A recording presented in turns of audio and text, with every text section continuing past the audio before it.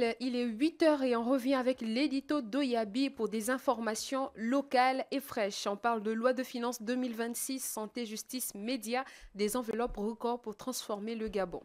L'Assemblée nationale de transition met le cap sur une refondation audacieuse, inscrivant le PLF 2026 des budgets ambitieux pour bâtir un Gabon moderne et inclusif.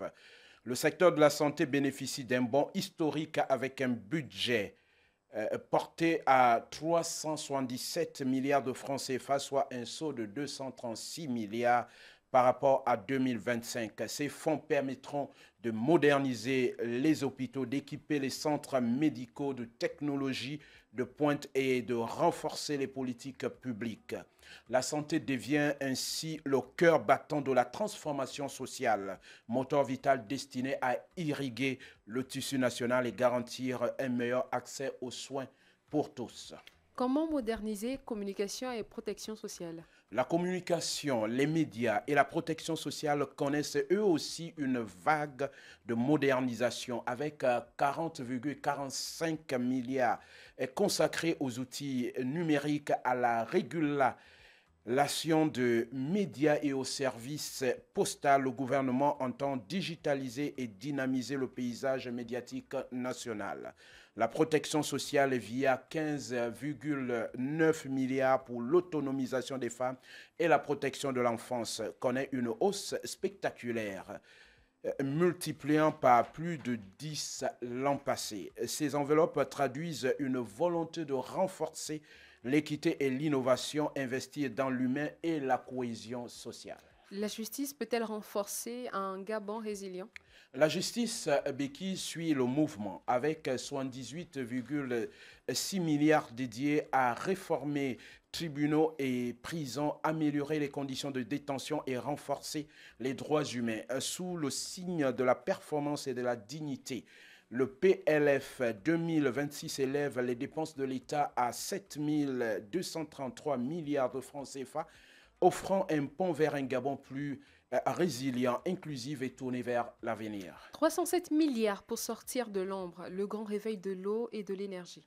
Devant la commission des finances, Philippe Todangoy, accompagné de son homologue du pétrole et du gaz, a présenté un projet budgétaire ambitieux, 307 milliards de francs CFA pour irriguer le Gabon d'eau et de lumière. Après des années de disette, le gouvernement veut enfin faire jaillir la source et rallumer la flamme d'un secteur longtemps en panne sèche. Combien de temps encore le Gabon devra-t-il patienter avant de voir jaillir l'eau claire et renaître la lumière? Beki, il s'agit de 15 ans d'attente, 15 ans d'obscurité, a rappelé le ministre, reconnaissant les cicatrices du sous-investissement. Mais l'horizon se dégage, 2100 milliards de francs CFA sur 7 ans pour que d'ici 2032, chaque foyer sente couler l'eau claire et briller l'ampoule de la modernité. Ce budget sera-t-il enfin le déclic attendu?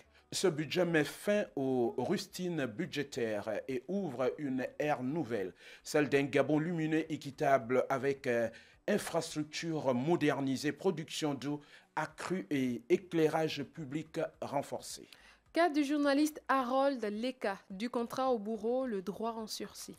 Le journaliste Harold Leka, directeur de publication du journal en ligne Gabon Mediatime, a vu un contrat commercial se muer en accusation pénale. Accusé de détournement de deniers publics pour un accord avec la CDC. Il se retrouve derrière les barreaux tandis que plane l'ombre d'une justice qui vacille, qui tâtonne. Peut-on emprisonner quelqu'un pour un simple différend commercial? En droit gabonais, sans fraude avérée, point de prison Beki. Un litige commercial relève du civil, non du pénal. Les cas n'étaient ni comptable public ni ordonnateur. Transformer un contentieux en affaire criminelle, c'est armer la loi contre la presse. Jusqu'où la justice peut-elle s'aventurer avant de menacer la liberté d'informer? L'affaire Leka devient le miroir d'un état de droit en question, où chaque erreur judiciaire peut faire trembler la liberté d'informer, la liberté de la presse et par ricochet, celle des journalistes. Décryptage, analyse des faits, c'était dans l'édito d'Oyabi avec Roland, à qui nous disons un grand merci pour toutes ces informations. On se retrouve vendredi. À vendredi, Voilà. si Dieu le veut, Becky. Et avec vous, cher Jacophile, on se retrouve juste après. Jaco FM 98.3. Jaco FM.